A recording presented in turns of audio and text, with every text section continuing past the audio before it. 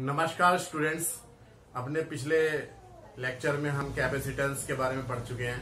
Capacitance क्या होता है और कैपेसिटर क्या होता है उसके बारे में हम पढ़ चुके हैं। फिर से मैं थोड़ा सा आपको रिवाइज करा दूं और फिर हम आज के टॉपिक पैरेलल प्लेट कैपेसिटर की तरफ बढ़ेंगे।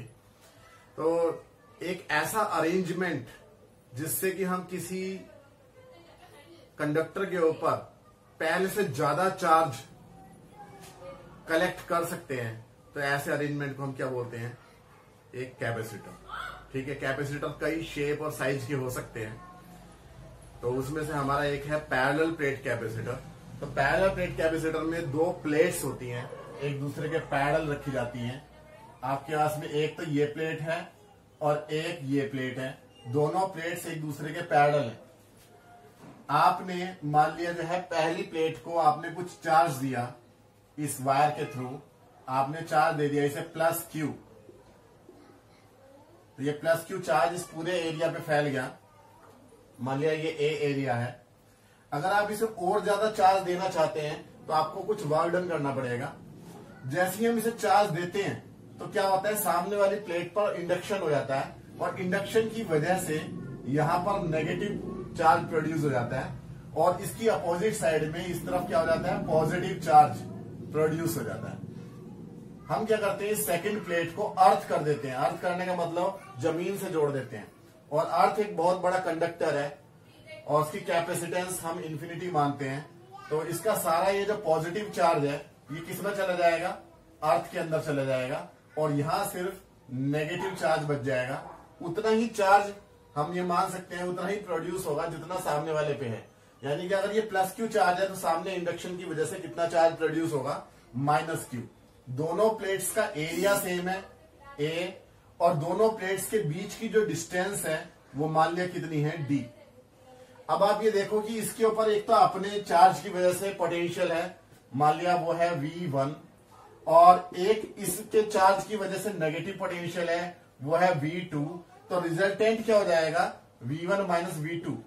तो इसी को हम बोलते हैं पोटेंशियल डिफरेंस। पोटेंशियल डिफरेंस कितना हो गया, V is equal to V1 minus V2। तो दोनों प्लेट्स के बीच का जो पोटेंशियल का डिफरेंस है वो कितना है, V। पॉजिटिव प्लेट से नेगेटिव प्लेट की तरफ एक इलेक्ट्रिक फील्ड जनरेट होगा और इलेक्ट्रिक फील्ड की वैल्यू है मान लिया कैपिटल E। आपको क्या करना है, कैपेसिटेंस निकालना है इस कॉम्बिनेशन का, इस कैपेसिटर का। ये कैपेसिटर बन गया है क्योंकि अब हम यहाँ पोटेंशियल कम हो गया है, V1 माइनस V2 हो गया है, और इस पोटेंशियल कम होने की वजह से जो कैपेसिटेंस है, कैपेसिटेंस का क्या फॉर्मूला होता है, C is equal to Q upon V, charge upon potential difference, वो इंक्रीज हो गया है इस कॉम्बिनेशन का। तो कैपेसिटेंस इंक्रीज हो गया है, तो ये इसलिए ये जो सिस्टम है इसी को हम क्या बोलते हैं, कैपेसिटर। क्योंकि यहाँ दो प्लेट्स एक दूसरे के पैरेलल हैं तो इसलिए इसे बोलते हैं पैरेलल प्लेट कैपेसिटर। अब हमें इसकी कैपेसिटेंस के लिए फॉर्मूला डेरिवेशन करनी है, वो हम करते हैं। तो कैपेसिटेंस निकालने के लिए हमें क्या चाहिए, पोटेंशियल डिफरेंस। और पोटेंशियल डिफरेंस जो है वो किस चीज पर डिपेंड करता है, वो डिपेंड करता है इलेक्ट्रिक फील्ड के ऊपर। हमने अपने लास्ट जो लेक्चर है उसमें हमने क्या बताया था, relationship between electric field and potential difference. तो electric field was potential difference और अपॉन डिस्टेंस, ये फॉर्मूला डेरिव क्या आया था, इसे हमने पोटेंशियल ग्रेडियंट भी बोला था।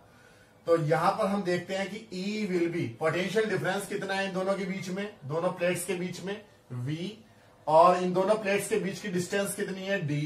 तो E will be equal to V upon D। तो V will be equal to ED। हमने ये इक्वेशन नंबर 1 मान ली। पोटेंशियल डिफरेंस जो है वो इलेक्ट्रिक फील्ड इंटू डिस्टेंस होगी। तो अब हमें चाहिए इलेक्ट्रिक फील्ड। इलेक्ट्रिक फील्ड आपने प्लेट्स के लिए डेरिवेशन की हुई है।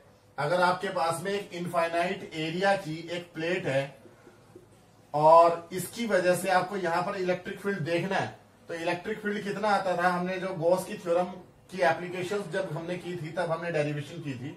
तो एक इनफाइनाइट एरिया की प्लेट के लिए इलेक्ट्रिक फील्ड का फॉर्मूला था सिग्मा अपॉन 2 एप्सिलॉन नॉट। आप थोड़ा सा याद करें, पिछले लेक्चर्स को आप देखें जिन्होंने नहीं देखा है। तो ये जो है इलेक्ट्रिक फील्ड का फॉर्मूला था, जहां सिग्मा क्या है, सिग्मा है सरफेस चार्ज डेंसिटी।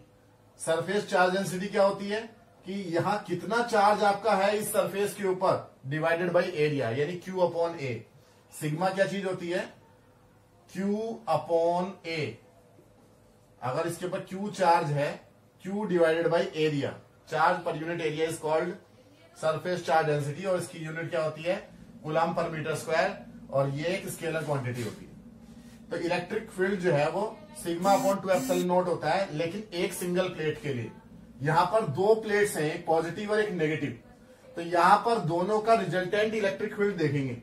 अगर बीच में अगर हम कोई एक पॉइंट मान रहे हैं, तो यहां पर एक तो इलेक्ट्रिक फील्ड होगा पॉजिटिव प्लेट की वजह से, राइट साइड में रिपल्शन का।